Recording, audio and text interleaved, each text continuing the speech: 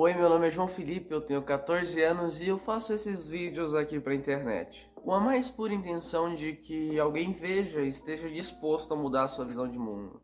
Hoje eu tô gravando aqui sentado porque eu realmente acho que o vídeo pode ser um pouco mais longo e como a minha coluna é de um velho, eu não tenho condições de ficar em pé por tanto tempo. Eu queria falar sobre essa abertura que eu acabei de fazer.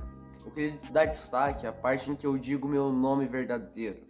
Porque durante o período mais sombrio da história brasileira, a ditadura militar, pessoas não podiam dizer seus nomes verdadeiros e tinham que usar outros para não serem perseguidos e mortos pelos milicos. E hoje a gente vai tratar de um dos períodos mais sombrios da ditadura brasileira. Como se ela por si só já não fosse ruim, a gente vai tratar do período mais sombrio da mesma.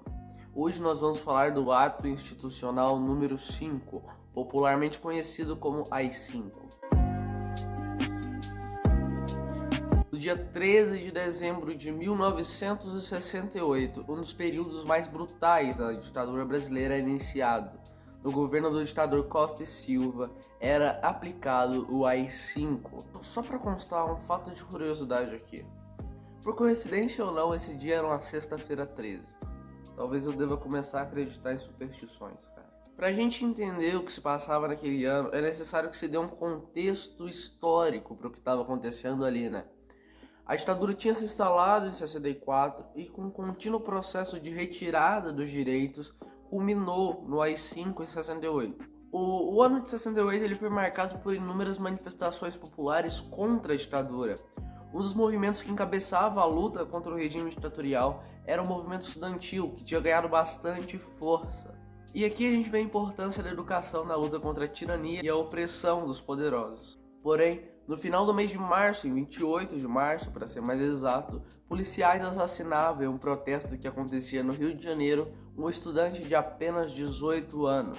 Este estudante era Edson Luiz de Lima Souto. Acabou virando um mártir da luta estudantil. O que os milicos não sabiam é que esse ato bárbaro de assassinar um estudante só daria mais forças para o movimento estudantil. Como eu disse, o movimento estudantil só ganhou forças a partir disso, e em junho de 1968 houveram vários confrontos violentos entre estudantes que pediam o fim da ditadura e a polícia.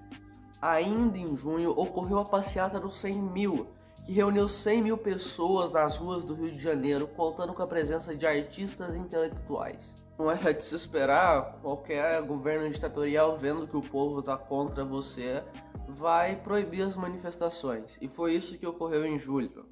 Tem gente que ainda defende. Como eu disse, em julho a ditadura proibiu as manifestações e em agosto começou a intervir diretamente nas universidades públicas. Muitos estudantes, acuados pelo regime militar, decidiram adentrar na luta armada para combater a ditadura. Um dos principais nomes da luta armada aqui no Brasil foi Carlos Marighella. Talvez eu faça um vídeo sobre ele, mas Carlos Marighella não é o foco desse vídeo aqui. Mas é importante entender que Carlos Marighella foi um quadro excepcional para o contexto histórico do Brasil naquela época. O estopim para os militares implantarem o ato institucional número 5 foi dado no dia 3 de setembro de 1968, quando um dos deputados do MDB fez um discurso duro em relação à ditadura militar, atacando os milicos. Esse deputado era Márcio Moreira Alves. Os militares chegaram a pedir para que ele fosse punido, mas a Câmara negou esse pedido. A ditadura militar no ano de 68 estava instável. Ocorriam várias manifestações e no campo político então nem se fala. A ditadura perdia feio. Tendo isso em vista, os militares implantaram então o AI-5 para resolver esses problemas. Porque é isso que você faz quando alguém discorda de você. Você pega e tortura e mata e persegue e faz essas coisas. E é aí que eu não entendo como é que tem gente que defende a ditadura militar brasileira ainda. Ou como eles chamam, a Revolução Brasileira. E é justamente sobre isso que o começo do AI-5 fala, sobre manter a Revolução de 64. E eu quero começar aqui com o artigo 2 do ato institucional número 5, que diz que o presidente poderia decretar recesso do Congresso Nacional, das câmaras de vereadores e das assembleias legislativas. Isso obviamente faz com que o poder executivo tenha todos os outros poderes em suas mãos. Consigo fazer um paralelo com a nossa realidade hoje?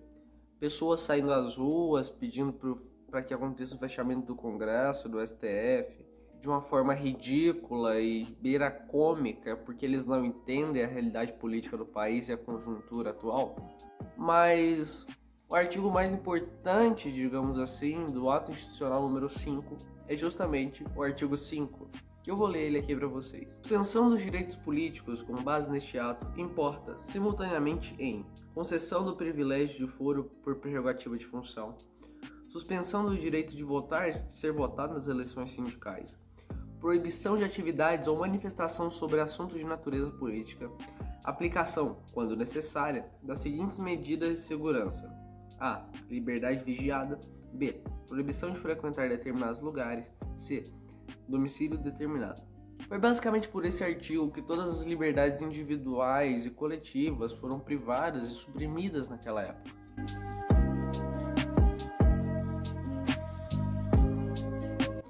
E por falar em liberdade, neste momento aqui eu pretendo mostrar para você que não existe liberdade em uma sociedade capitalista como a nossa. Você pode até dizer que sim e falar que pode ir para onde você quiser e falar o que você quiser. E de certa forma é verdade, por mais que para uma parte da população esses direitos ainda não sejam aplicados. Eu vou te fazer uma pergunta e você me responde se isso cabe como liberdade ou não.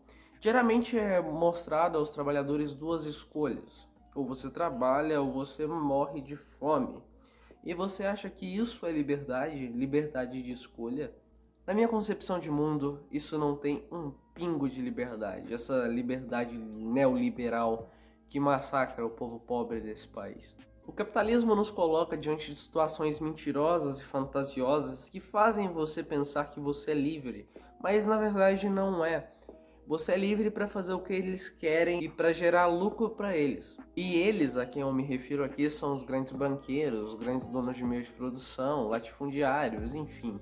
Esse pessoal legal e batuta que a gente conhece. Espero que você tenha entendido a mensagem desse vídeo. Hoje nós somos mais livres do que já fomos, mas não tanto quanto podemos ser um dia. Espero que você tenha gostado desse vídeo. Meu nome é João Felipe, tenho 14 anos, eu faço esses vídeos aqui pra internet com a intenção de mudar a cabeça de alguém. Se isso vai funcionar, não sei, mas eu tô fazendo a minha parte. Se você gostou, deixe seu like aqui embaixo, se inscreve e compartilha esse vídeo. A gente tá tentando chegar a 3 mil inscritos aqui, então eu necessito da sua ajuda. É isso, até a próxima e tchau.